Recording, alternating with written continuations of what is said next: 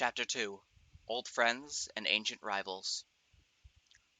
Leshy sat at his desk, moving a quill fashioned from a vulture's feather wildly across the page. The air smelled of ink and dried blood. The old spirit's eyes darted between his work and cards on the table. Much deadlier beast than usual with the clever black bear, immovable bison, or fragile yet lethal scorpion. Yes, this would be a deadly final stretch, something to make the journey that much more rewarding. The burned-out remains of a great wildfire, with only the most ruthless surviving in the ash-covered lands. Yes, it was all come together. The perfect new map. Now all he would need was the boss. Perhaps the bridge builder would allow her likeness? Ah, yes, the contrast would be perfect. The touch of mankind and their destruction to the forest personified. But before he could begin designing his new mask, he heard a gentle knock on the open door of his cabin. The old man of the forest's eyes pierced through the darkness as he quickly rolled up the map that would be of no use here. At least he could still have some fun with his dialogue here, but the challenger would likely skip it just to get to his quest. But as Leslie sat ready for the challenger, a much taller figure entered his cabin. The old man sighed and relaxed his posture again. He took out his maps and design documents, continued to work. Grimora, scribe of the dead, it is not too often you visit the Temple of Beasts. Ha! Well, I would be visiting more if our creators didn't always box me in. Thankfully, our challenger has been nice enough to free me first. Such a dearie. Yes, we all were truly divided by those who made us, weren't we? By broken bridge, puzzles, or prisons. Well, it wouldn't be much of a game without them. Grimora sat down at the old wooden table that smelled of dried blood, neatly crossing her legs and smiling. It's quite good to see you, though, Leshy. You are correct that it isn't often I visit, and that simply must change. His face couldn't be seen through the endless night of the woods, but Leshy's voice carried the sound of a smile with it.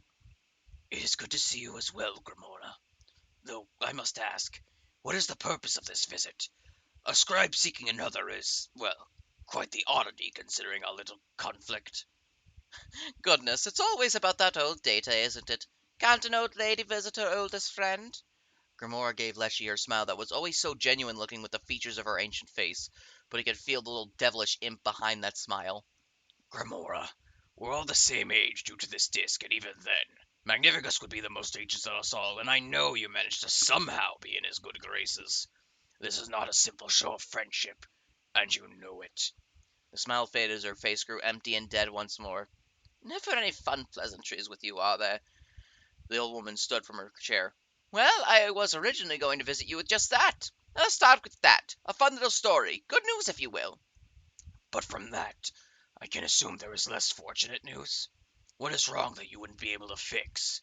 Ah, well, let's not spoil the good news.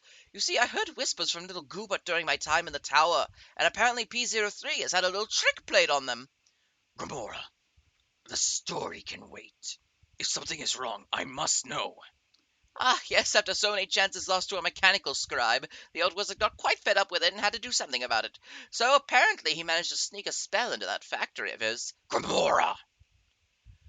And now this dredger is having all sorts of issues. Not even able to pierce the normal ocean anymore. That was the only thing Goobert had a shot at the old data. And now after the little romp in the tower, the poor thing is tired, and with P03 out of the way and Casey having... Grimora! The old scribe's eyes were lit up orange as he leaned over the table, his voice now loud enough to shake the entire cabin, yet without a single ounce of rage. He stared the old woman down. Yet I thought you were supposed to be more fun than Mag. I just wish to deliver you the news that this next shot is most certainly going to be yours. Grimora's cheerful tone remained, but she stared at Leslie with a rare disappointment in her eyes. But I suppose that doesn't matter to you? Silence filled the cabin as Leslie sat back down in his chair, bowing his head. Apologies. It is just that if something is wrong with inscription, then our game will not matter. And if it is something you and the others could not handle, that concerns me. A momentary pause. Though it was quite the humorous story. Thank you, Grimora. The sound of a smile echoing once again wiped away the frown on Grimora's face. It is all good. Just don't be such a stick in the mud whenever things go wrong. You're the only scribe I can have a laugh with, after all. I could laugh at P03, but I never quite get his jokes. Grimora, you're stalling again. I can feel it. You read me too well, Leshy. Fine. It's very concerning what's going on. You won't like it. It's that bad, is it? The old woman responded with a gentle nod. Sawyer went missing. I can't find him anywhere in the crypt, and the Bone Lord knows nothing. There's no trace of the poor lad anywhere. His epitaphs were gone along with his tombstone. It was as if he never existed in the first place. There is a feeling something rotten has happened. Leshy's eyes widened. This was concerning. There had been glitches in Inscription before, but none like that. All of them were hidden away behind the trees and in the walls. There was nothing that affected the core of the game. But now a key NPC was gone? One of Grimora's minions? What did this mean for the scribes? For Inscription? But that's not all, dear. Like I said, you won't like it. I already don't like this. The Prospector is gone. Grimoire spoke over his comment, leaving the room dead silent as the statement was processed by the old man of the woods. His own minion, too? Gone without a trace? What could even do this? Was this forever? No, this wasn't right. This was all wrong. I know it's concerning, Leshy, but do keep your chin up, darling. All we have to do is get the player through here without it getting in the way. Inscription can still run. What if Laura gone? What if everything is going to disappear? Is our game going to be able to still run smoothly? What else is there to do, Leshy? I may be able to raise the dead, but I don't think that's what we're dealing with. We're powerless here. She began to walk towards the door. And if this is a sign of the end, I can welcome it. Hopefully it can delete the wickedness, too. Wickedness? Oh, don't concern yourself with it, Leshy. We'll simply wait and see if we can know what is happening to our dear minions. Perhaps the others can tell us something once the Challenger is done with them.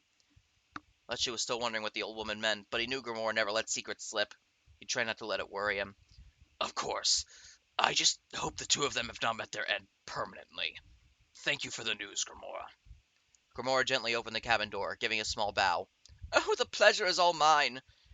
She began to walk out, yet stopped in the doorway. And Leshy, perhaps once the player is done with you, we may distract ourselves with a game of cards? It could be quite fun. Despite the grim conversation they just had, Grimoire's positivity was infectious. Leshy looked down at his newest map, an idea for a mask. Yes, that could be good. I do have some ideas I could try out. The fresh smell of paint wafted through the air, specks of the multicolored liquid flying through the air and splattering onto the floor and onto all of the half-written letters to other scribes. The paintbrush moved across the canvas with vigor, forming the shape of a great mage of old. But who would this one be? The brush rested and the room fell silent. Magnifica stood deep in thought over this next work. They had the time to afford it. They were usually the last scribe the Challenger faced. His expressions were unreadable, but he smiled a bit at the thought. He enjoyed being almost a final boss for Inscription. The mage continued his brushstrokes as inspiration hit him. Yes, a new centerpiece card to make it feel truly final. It was a position where he belonged. At least more than that blasted bot P03. Heckles and casual comments on card play. What kind of boss was he even supposed to be? A lousy excuse for one was his answer. The painting paused once again. The old mage began to think over the card once more. Something new was needed here, something never before seen. Perhaps a truly unkillable card? Perhaps something to switch their cards. That would make for quite the fight, though it was already somewhat done by that blasted— Mag! The did you do? The bot's voice echoed through the tower as they hovered into Magnifica's study, the unchanging expression on his face more miffed than usual. Speak of unwanted things, and they shall arrive. The ancient mage's hand stopped as he stared at the blemish mark the bot's yelling had caused him to make. A masterpiece ruin. It could be salvaged, but what was the point? I've ruined a painting because of you. That is all I have done. Perhaps you should turn the question to yourself. Yeah, whatever, art boy. Where the hell is my inspector? Magnificus reached for the bucket of bleach. It was time to start over. He should be in your factory, running that horrible assembly line. Well, he isn't. Kept getting garbage cards down the line. Turns out there's no one to keep literal trash off it right now. And this concerns me somehow? As the man finished wiping the canvas away, the bot shoved themselves between him and the easel. P03 stared with his one visible eye, with perhaps the most passive-aggressive glare the mage has seen in his infinite years. Don't play dumb, Mag. I ain't Leshy. You can't fool me that easy. I know you did something to my dredger, and I guess you just have to scroll over my cards, too? The cocky smile flashed back onto his face.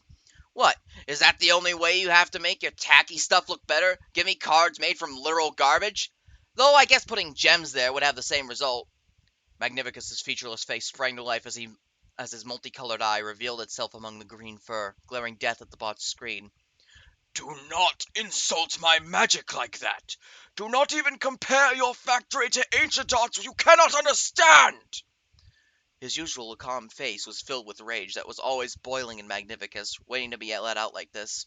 He usually saved it for speeches given to their player, though. But all that angler only got a laugh out of the robot, clearly unimpressed by the act. Fine, I'll leave your rock collection alone. But leave my cards alone if you can't handle it. I ain't working with trash just 'cause you can't make anything. The wizard held his tongue, holding back a million words for the robot. Eventually his face rested once more as he walked away to get his paints. I have not touched your cards. I would never step foot there. That's a lie, 'cause you clearly screwed with my dredger, but go on or whatever, you probably need the crutch. Other than one occurrence to even our playing field, I have not seen your inspector. The other scribes could not have either. This is your problem to solve, P03. Do not push it onto us. Literally only blaming you. And all that sounds like total BS. The bot floated towards the doorway. But whatever, I'll get the dredger to do that job, I guess, since you had to screw that over too. Just keep to your own business, the smug smile returned. Maybe not make trash cards if you want to look so high and mighty. The door of the wizard's study slammed shut before he had a chance to respond to the bot's comment. Perhaps for the best, his anger was always so close to spilling over like a horrible volcanic eruption whenever P03 was around. So arrogant that he would accuse him of such an underhanded trick! He did not need such tactics to make his cards look better, for he would already make better than the junk flying from that factory. Magnificus sighed as he finished preparing his painter's palette. It was concerning, though. He had not let an ounce of it show, but the Scribe of Magix was worried. If it was not P03 or his own doing, what could have made the bot's minion disappear?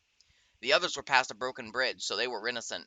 Even then, despite the bots and Leshy's bickering, neither of those two across the water seemed the type for sabotage. No, this was something worse. Much worse. He felt it in his eye. Something bad was happening. He hadn't felt this way since P03's first attempt at the Great Transcendence, and even that hadn't been this strong in his premonitions. Magnificus couldn't bring himself to check on his pupils, for he knew what had happened. He simply felt that one of them was naturally gone right now.